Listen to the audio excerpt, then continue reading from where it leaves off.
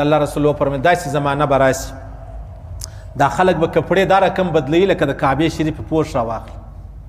دی ښایسته کورونه به لکه کعبه شریفه سهار به یوه جوړه کالي اغوندي ماښام به بله جوړه اغوندي صحابه ول دی زمانه را روانه ده ول داسې زمانه را روانه ده هغه زمانه څو جوړې زه څو لرم هسته هغه خو مشهوره صحیح شو حضرت علی کرم الله وجهه فرمایي وي ما طواف کوی ما حضرت عمر فاروق رضی الله عنه دی د مخ وزه شاته په پسې ما تنوي صاحب رحم الله لیکلي دي د د په کپړو کې ان شاء الله العزیز غالبا یولس پیوند لګېدلی وو یولس پیوند حضرت عمر فاروق امیر المؤمنین یولس پیوند یو بیا داس پیوندونه وو چې رنگونه لا جلاول دا د الله رسول فرمای دی زمانه براسي یو جوړه به سهار غوندي یو به غرما غوندي یو ماښام غوندي ا د شوز ژوند بغیر سره نه یادو چې یو نیم سل جوړې لري دا وسابل پنجاب کې واده نه و چې تیر شو دا 2 ارب روپۍ خرچه دی ول پر رااله پر دا واده باندې 200 کروڑ روپۍ خرچه رااله 200 کروڑ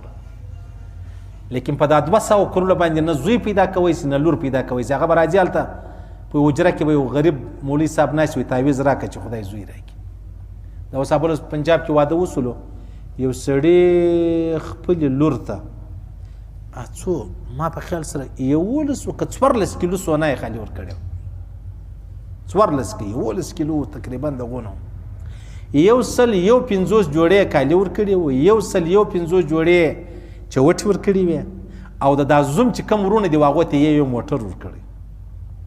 دا چې په سونو کې وپوښي او یې هغه رقم شنه خره په سونانو دا اوس انسانه کیږي صحیح سلو او دا چې نو مړه بیا ډېر زور غواړي په څونو خوارۍ سړي پیدا کړي صحیح سو ښه نو د الله رسول فرمایي دی زمانه برای سهار به یوه جوړه کالي ماښام به بله بي بي عایشې صدیقې ویلې زموږ په زمانه کې ما یو قمیص درلودی نو بس دا به په دا نږدې علاقه کې واده د زما کمیس بیا ویوړي ناوې به استعمال کوي بیا به 3 ورځې بعد بېرته راواستوي دونه غربت زموږ هغې خدای د یوې شپې کالي په 1.5 لک روپۍ په 2 لک روپۍ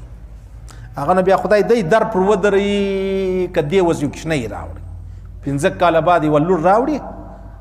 لا یې سر دی په هوا نیولی سر په خبرو سر خلاصېږي او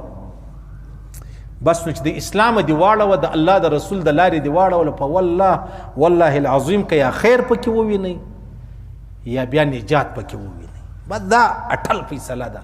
د الله رسول عایشې صدیقې العایشې دی وله ها که غواړې چې د قیامت پر ورځ بیرته زما ملګرتیا وکړې نو به 2 خبرې په یاد لرې ول چې شي ول اوله خبره دا ده د مالدارو خلکو سره به کښېنې نه د مالدارو خلکو سره به کښېنې نه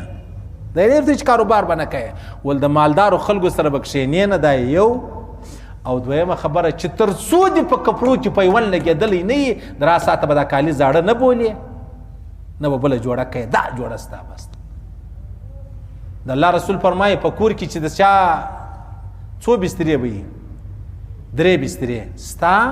کوروالا یوه بستره د میلمه ده هغه 4مه بستره د شیطان ده نورې بسترې به نه ایږدئ زموږ سپین سرې نه هغه 40 د خپل واده هغه دلته کانچې وډلي بیا یې نو نه راخلي یا په 4 کال کې د یو واده کې راواخلي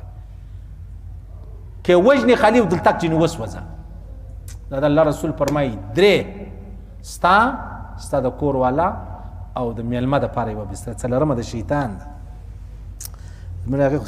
شیطانان په موږ کې دی آباد دي چې در موږ د دې کار ډېر جوړ دی حساب له ما او تا سره کېږي کار د ده جوړ دی